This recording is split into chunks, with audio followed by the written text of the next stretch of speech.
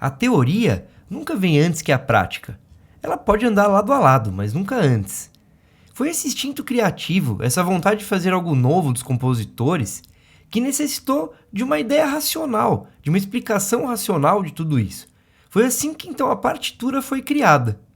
Eu sou Ivan Sacavicius e no vídeo de hoje eu vou te explicar tudo sobre a notação musical, como ela foi criada, como ela foi desenvolvida e chegou até nós hoje em dia, né, como o jeito aí mais perfeito de conseguir se traduzir uma música. Mas antes de começar, quero pedir para você curtir esse vídeo, deixar seu comentário com sugestões ou com perguntas, se inscrever no canal e compartilhar com os amigos. Vários vídeos que eu faço aqui são sugestões de assinantes ou algumas perguntas que eu faço questão de responder. Então, bora pro vídeo. Então, essa ideia de notação musical, de tentar transformar em códigos, né, a música, já foi usada em várias tradições, desde muito tempo atrás, na Grécia, em Roma, em outras tradições também do Oriente Médio. Mas foi só na Europa, realmente, lá pelo século XV, século XVI, que essa notação chegou no ápice e até hoje a gente utiliza desse jeito, né, as coisas. A gente consegue traduzir perfeitamente qualquer nota, qualquer ritmo, né? Com certeza é o jeito mais fiel de se traduzir uma música, uma composição que você fez.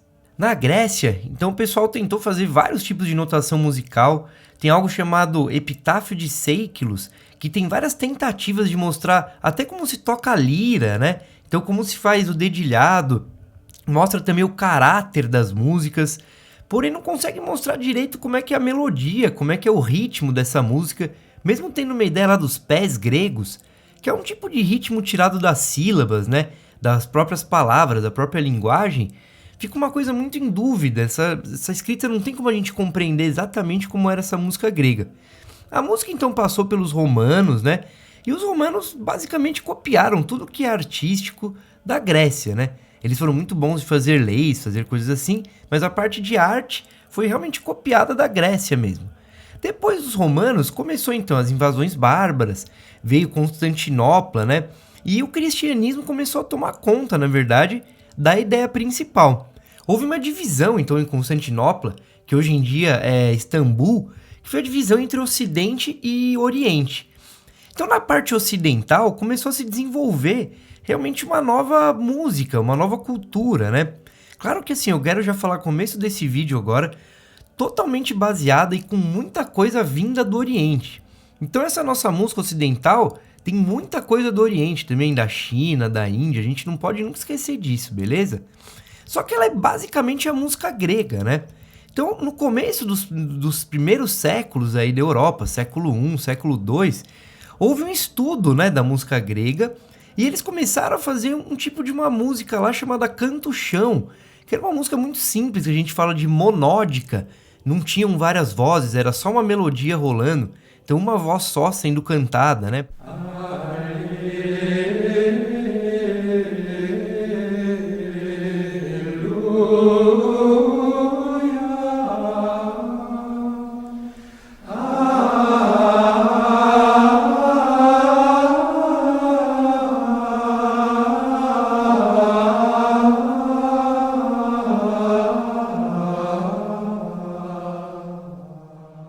Como tudo novo na humanidade, toda tendência nova pende a negar as coisas antigas, né? Então eles queriam negar de qualquer jeito várias coisas da Grécia, mas não tem como. Na verdade, as bases da nossa música ocidental vieram da Grécia mesmo. Né, os estudos que fizeram em cima de Boécios, em cima de Pitágoras. Nesses primeiros séculos, então, a música basicamente era a letra, né? O mais importante da música não era a melodia, não era essa ideia, muito menos a harmonia, que nem existia ainda esse conceito em nenhum lugar do mundo na época. Então era a letra no começo que falava sobre a Bíblia, né? Sobre, tipo, então as missas, eram letras que na verdade faziam parte da missa, faziam parte de rituais cristãos, né?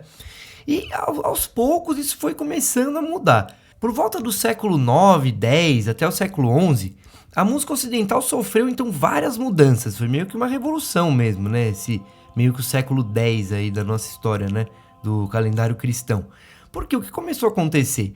As músicas começaram a se tornar então composições fechadas mesmo. Diferente de antigamente, que eram ou cantos, né? que eram cantos passados, então, de pessoa para pessoa, oralmente, de geração para geração, ou então eram coisas improvisadas, né? A música realmente não era do jeito que a gente imagina hoje em dia, isso é muito interessante pensar também. Parece uma coisa muito maluca, só que a música não era uma melodia que você ouve, essa é Asa Branca, essa é Garota de Ipanema, sei lá. Não, na verdade a música eram improvisos que eram feitos em cima de estruturas tradicionais, então era música folclórica mesmo, né? Ou era música folclórica ou eram esses cantos que vieram, sei lá, né, dos bizantinos junto com os judeus, uma coisa que ninguém sabe exatamente como que chegaram esses cantos na Europa, né? Aquela coisa que ninguém sabe quem realmente fez aquilo, e é uma coisa que existe há tanto tempo, que já se perdeu, né, a raiz disso. Daí então que começa realmente a necessidade da escrita musical. Nessa mesma época, outra coisa que começa a acontecer é a polifonia. O que é a polifonia? Antes, como eu disse, todo mundo cantava junto, né? É que nem na igreja, né? Você vai, todo mundo canta junto, a mesma missa, os mesmos cantos. A polifonia é diferente. É um cantar uma voz e outro outra. Então as vozes começam a ser independentes uma das outras, né? Não ficam mais todo mundo igual, cantando a mesma coisa. Começam a ter independência entre as vozes. Então, mais um motivo aí para a escrita começar a ser desenvolvida, de começar a ter que existir certos padrões, né? Não podia ser uma coisa totalmente improvisada, porque no final, que nem a gente fala hoje em dia, é a da jazz, né? Ia parecer a bandinha do Chaves, né? Todo mundo cantando, cada um de um jeito. E era uma coisa muito séria, pensa nisso, a música não era profana, não tinha dança, tinha que ser um louvor a Deus mesmo. Pensam também que a igreja romana, né, apostólica romana, era o centro de toda essa ideia, e eles sempre quiseram então padronizar, né, as coisas. Existiram vários caras que ajudaram nisso. Um cara muito importante em toda essa história aí da escrita e tal, foi o Papa Gregório, né? O Papa Gregório foi o primeiro que quis fazer um tipo de uma uniformização da música ocidental, uma uniformização dos cantos, uma padronização de tudo isso. Então ele começou a tentar fazer padronizações de cantos primeiro. Então a missa tinha o Benedictum, tinha o Kyrie, o Glória, que são as partes da missa, é como se fosse cada música da missa, né? A gente pode pensar desse jeito também. Então ele foi um cara muito importante. Ele não era ainda considerado um compositor, né? Os compositores, a ideia de composição começa a vir lá pro século X, esse cara é antes, né? Outro cara muito importante que aí meio pro século X, assim, é o Guido d'Arezzo, que era um outro padre também. Todos esses caras eram ligados à igreja, né? Essa época não tinha música profana, não mesmo, assim. O Guido d'Arezzo foi o cara que padronizou o som das notas musicais, né? Então, em do, ré, mi, fá, sol, lá, si. Então, mais ou menos no século X, com essa nova prática musical, veio a necessidade de escrever, então, né, as músicas de maneira mais perfeita mesmo. Então, agora tinha um compositor, um intérprete, que fazia a passagem entre o compositor e o público, né? Ele era realmente uma ponte, o intérprete desses dois. Além disso, a música começa a ser estruturada melhor, né? Começa a existir partes, começa a existir, então, introduções. Algumas partes da missa eram polifônicas, como eu estava falando aqui da polifonia, outras não, outras mantinham, então, os estilos mais antigos de composição, né? Só que começou, então, a ter alguns princípios ordenadores, a gente pode dizer, desse sistema musical que estava nascendo ainda, que é o que a gente ouve hoje em dia, né? O nosso sistema musical, que passou pelo tonal, atonal. Então, os primeiros manuscritos foram feitos numa forma de escrita chamada neumas. Como é que era no início, né? Então, tinha uns cantos lá da igreja, e aí tinha uma linha só que ele fazia, e nessa linha tinham, por exemplo, uma coisinha que ia para cima, ou outra que ia para baixo, ou uma que ia para cima e para baixo. Quando você tinha uma para cima, é porque a melodia tinha que ir pro agudo. Então, a nota inicial desse canto, ela ia pro agudo. Ficava tipo... né? Ia pro agudo. Se tivesse para baixo, descia, então. Se fosse cima e baixo, ele fazia, Então vai do meio pro agudo e desce pro grave, né?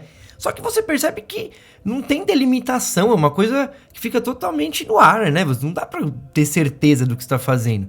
Então continuava um caráter ainda improvisado, né? Então cada lugar que tocava essa música dependia dos intérpretes, dependia do cara que treinava, que fazia os ensaios para ela sair de um jeito ou de outro, né? Não tinha uma padronização realmente até então. O Papa Gregório, então, como eu já disse, ele foi o cara responsável também pelo canto gregoriano. Ninguém sabe, na verdade, como surgiram esses cantos gregorianos, porque os manuscritos mais antigos da Europa possuem vários cantos que são muito parecidos mesmo, tipo, os manuscritos na Inglaterra, Alemanha, França, Itália, tem cantos muito parecidos. Mas o Papa Gregório provavelmente não era nem compositor, nem tinha feito nada, na verdade, assim. Esse canto gregoriano que era escrito, então, nessa linha, como eu disse. Por isso, então, essa escrita neumática, que a gente pode dizer, ela não era nada fiel às notas, os intervalos, muito menos aos ritmos, né? Os ritmos na época eram ritmos soltos. Então era uma coisa que, assim, uma nota longa. A ideia era essa, o cara, ele punha um símbolo e dizia, ó, essa nota é longa. E aí tinha um outro símbolo falando, ó, essa nota ela é um pouco menor que a outra que foi antes. Então os primeiros manuscritos do canto-chão, eles vêm mais ou menos do século IX. Claro que eles vêm trazendo canto-chãos feitos, assim, tipo, há centenas de anos antes, séculos antes. Só que os escritos começaram lá pelo século IX, né? Então passando esse século IX, que era só canto-chão até a época, a ideia das composições, começam a vir composições diferentes, que são as polifonias, como eu já disse aqui. Foi também por aí que os primeiros compositores foram conhecidos, que é o Leonan e o Perotin. Antes as músicas eram anônimas, né? Não tinha compositores que faziam essas músicas. Tinham, mas ninguém escrevia, ninguém sabia de quem era. E aí Leonan e Perotin, na escola de Notre Dame, né? Escola então na França, começaram a realmente escrever com o nome deles, assim, as músicas. E essas polifonias que puxaram mais ainda essa ideia da escrita musical. Então, de uma linha só, começaram então a ter 4 linhas.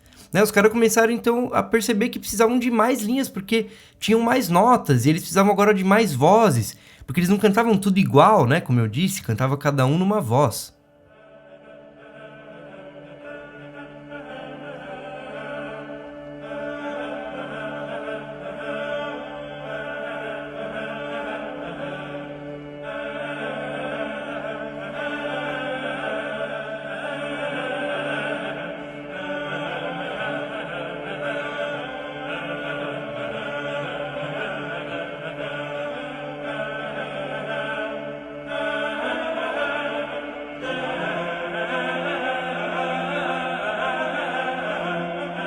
Bom, falando aqui um pouquinho de polifonia, essa evolução aí da música ocidental, esse conceito, provavelmente foi o mais importante mesmo de todos, assim, da história da música ocidental. É ele que faz a nossa música ter a identidade que tem hoje. É depois da polifonia que vem os acordes, então, que vem a harmonia, que vem a orquestração, vem o contraponto, a ideia de vozes, de tudo isso. Tudo isso que faz hoje em dia a nossa música, né? Tudo que a gente ouve, tudo que a gente compõe hoje em dia. Vou fazer um resuminho aqui. Então, fazia já uns 10 séculos, uns 1000 anos, que estavam sendo cantados cantos da igreja que ainda não estavam sendo escritos. Com isso, o Papa Gregório tentou fazer vários tipos de padronizações das músicas. O Guido d'Arezzo, que foi outro cara muito importante, como eu disse, fez essa padronização das notas, né? E aí chega então esse século X, XI, já com essas padronizações, e a música começa a evoluir. E a escrita, então, necessitou evoluir junto, né? Com a polifonia. E os neumas, que eram aproximações, começaram a se fixar, então, em notas padronizadas, por causa do Guido d'Arezzo também. E aí teve, então, mais linhas, a pauta musical, que a gente chama, começou a ser criada daí, né? Nesse momento, a música em si começa também a ganhar importância sobre o texto. Então, o texto é importante, mas a música também, a melodia também. Tudo isso são fatores decisivos, então, para a evolução da escrita musical, para a evolução da teoria da música ocidental em geral, né? Então, no século XIII, né? Então, 1300 anos aí depois do começo da era cristã, né? Começam a fazer motetos. O que são motetos? Motetos são um tipo de composições. Então, são composições polifônicas, né? Que usam esse conceito de polifonia. Só que pela primeira vez na história, então, da música ocidental, essas músicas começam a ser não somente sagradas, começam a ser profanas também. Então os textos dos motetos começam a ser textos profanos. Aí tem os trovadores, né, que a gente ouve falar bastante, que é a música popular mesmo. Você começa a ver, então, uma junção, né, da música popular com a música, então, que por enquanto era ainda, nem chamava de erudita, né, mas era a música da igreja, a música sagrada. Começa a ter essa junção, começa a ter uma abertura maior. A gente tem que pensar que, né, pouco tempo aí depois vem a Renascença. Essa ideia, então, do humano, né, como centro principal, não mais a igreja ditando tudo. E você vê que a música participa ativamente, né, desse processo aí de libertação. Então foi entre o século XIII e século XV que começa a música a ser formada do jeito que a gente vê hoje. As dissonâncias e as consonâncias começam a ser mais incorporadas, então muitas quintas paralelas param de ser usadas, quartas paralelas, né? A quarta começa a virar uma dissonância, na verdade, que não era. E começa a ter muitas terças, começa essa ideia também da harmonia. Uma outra coisa muito importante é que eles começam a fazer cadências também, que depois mais pra frente vai virar o motor aí da harmonia, o motor da música tonal em geral. Com os motetos, esse aumento aí da complexidade da música, várias notas juntas, dissonâncias, quase aí a harmonia nascendo, né? Começou então a ser mais necessário delimitar com mais perfeição então os tempos e as notas cantadas. Então por volta de 1250, depois de várias tentativas, uma obra chamada Música Mensurável, era Músicas Mensuralis, né? Essa obra atribuída a Franco de Colônia, traz um sistema realmente praticável, que ele tentou então mensurar os tempos. Eu vou mostrar aqui para você como é que funcionava então, o que ele tentou fazer. Foi no final dessa era, que a gente pode chamar da era medieval da música, que ela mudou drasticamente, né? O ritmo então começa a ser mensurável, diferente de antigamente. Agora as notas tinham então tamanhos certos de ritmo, tinham durações bem mais aproximadas do que era antes, né? As notas chão que seguravam então as músicas antes, que era música estritamente modal, então sempre ficava uma nota grave segurando as melodias que vinham por cima. Essas notas chão começaram então também a sair, virar mera formalidade, porque eram tantas vozes que não precisava mais de uma nota segurando, né, aquele modo.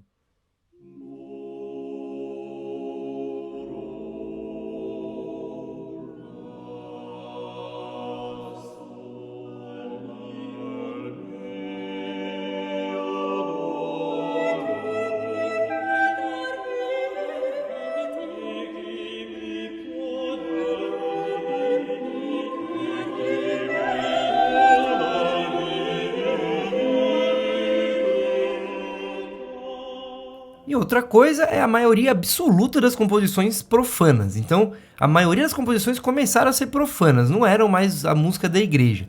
A música da igreja se manteve como era antes. Então, as missas, tal, os caras não pararam de fazer isso. Entre os séculos 14 e 15, com a Renascença aí chegando, então os países começando quase a se formar, né, as cidades-estados, mas já havendo uma grande diferenciação entre França, Itália, Alemanha, o que antes não tinha, né? Antes era a música ocidental, a música da Igreja Católica Apostólica Romana. Agora com a música profana, começam a ter então os motetos na França, os madrigais na Itália, e tudo isso trouxe então os ritmos também, né? E trouxe esse modelo final aí da partitura, da escrita musical que a gente utiliza até hoje. E os ritmos ainda eram incertos, mas ganharam então lá pelo século XV, mais ou menos, então compasso. Foi só aí que eles começaram a pensar em ciclos de compasso, né? Ciclos de compasso de 2 tempos, 3 tempos, 4 tempos, que é o que a gente hoje em dia conhece de 2x4, 3x4, 4x4, né? Então foi só no século XV aí. E aí no século XVI que realmente chegou no final, né? Porque até então eles estavam começando então a fazer as notas de um tempo, de meio tempo, com os nomes que a gente conhece hoje em dia, então mínima, semínima, né, colcheia. E aí eles começaram também a fazer as notinhas com um pauzinho e depois com um bracinho do lado. E eles começaram a fazer então as notas muito parecidas com o que era hoje em dia. Só que elas ainda não eram arredondadas, né? Elas eram losangos, em formato de losango. Aí só no século XVI que realmente as notas ficaram redondinhas e desenhadas do jeito que hoje em dia, na pauta então, né, com cinco linhas, e as claves também já estavam sendo bem utilizadas, né? Tudo isso se formou então nesse início da Renascença, começo do século XVI aí, e foi na França, né, que fizeram isso. Então a França foi um país responsável por muita coisa na evolução musical, né? Os primeiros compositores são de lá, os motetos vieram de lá, e aí essa finalização da escrita musical também veio da França. Então você conseguiu perceber que a gramática musical está intimamente ligada à composição. E se você quer ser um compositor profissional, realmente criar suas músicas, fazer lindos arranjos, fazer tudo bem feitinho, você necessariamente vai precisar saber ler e escrever partitura, né? Uma outra coisa não é nem só pela teoria, pelo tipo, mas pra que eu preciso disso? Além de você precisar para levar para os músicos que vão tocar sua música, isso ajuda muito na hora de compor. né? Você colocar no papel, você escrever, você saber certinho a gramática, como você está usando, ajuda absurdamente na hora da criação. Porque a gente não fica numa coisa tão abstrata que é a música.